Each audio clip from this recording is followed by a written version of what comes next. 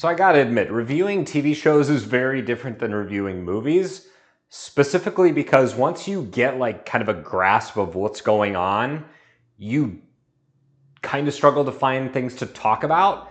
You're talking about like a very specific episode that has much less content than like a full movie. And you have very little to build off of when you start talking about the next episode. So I'm going to do my best. Last week I talked about the first episode, the pilot of Id Welcome to Derry, and today we're going to talk about episode number 2. Let's go.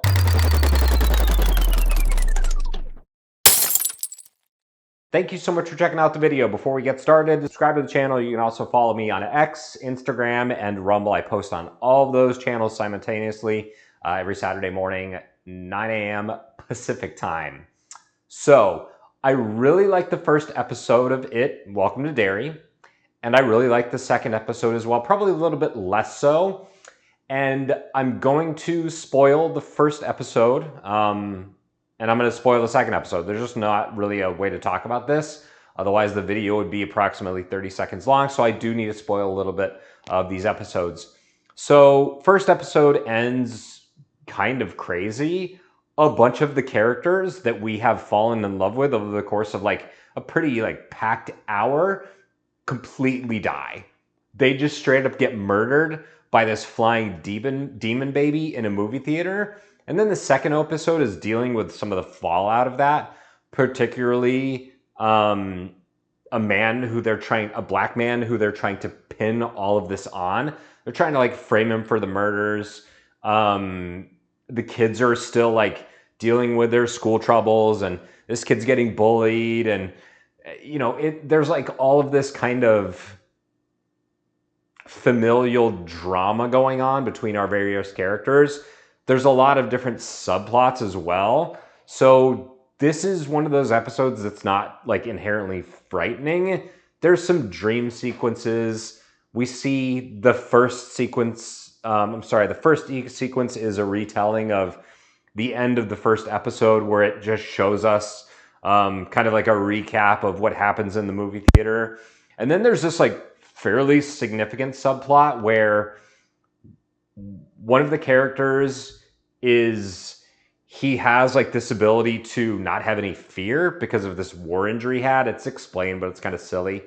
And he's trying to find this like item that has this kind of psychic power that's buried like in the ground in Derry. It's silly, it's cheesy, but what's kind of cool is that it gives us the chance to meet a new character named Dick Halloran. And you're probably thinking, Brian, what does that even mean? I don't know who that is, and I don't expect you to. However, if you've consumed Stephen King content, whether it's books or movies, you have probably come across this character before.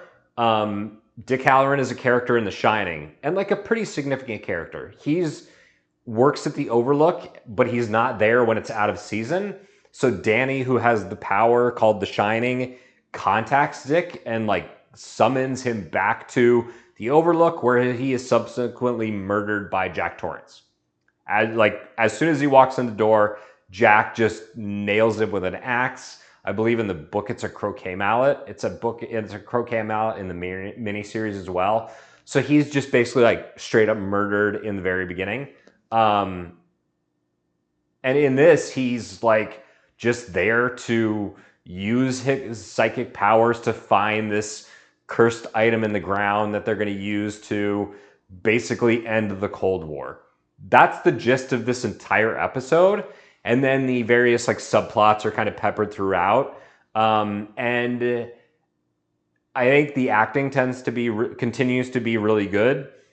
It's not particularly like a spooky or scary episode. There is one moment where one of the girls is having this dream about a very large like demon woman that is giving birth, and she has to like bite the umbilical cord, and then she wakes up, and it's all very weird, and I don't really know where it's going. And I'm cautiously optimistic. I'm excited to see what happens in future episodes. But I think there's a little hesitation to get too excited, because I think the introduction of the Dick Halloran character is kind of a good illustration of what I'm talking about, in that if you're going to introduce a huge character from another series and like from somewhere else in the Stephen King universe, I mean, the Overlook is located in Colorado from The Shining, and Derry, Maine is not even remotely close to that. So if you're going to introduce this character into this world and have it mean something to us, the audience, it needs to be more than what they've done with it so far. And I hope it's not just fan service. That's my concern with some of the direction that the show may possibly be going. And like I said, I would describe my current feelings towards it, Welcome to Maine, Welcome to Derry, as cautiously optimistic. I was like that after the first episode. I think I was more optimistic after the first episode, and I'm still optimistic about the second one, but I really do need to see them like make some decisions and kind of poop or get off the pot when it comes to what they choose to do with some of these characters. So try not to spoil too much, but this episode ends on like a bit of a weird kind of cliffhanger. But I liked it. Overall, acting is great. Directing is great.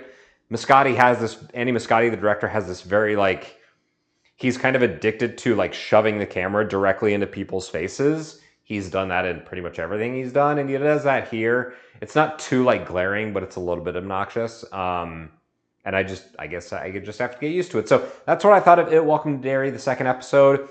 Let me know what you think in the comments, and follow me again on my social medias, and I'll see you next Saturday at 9 a.m.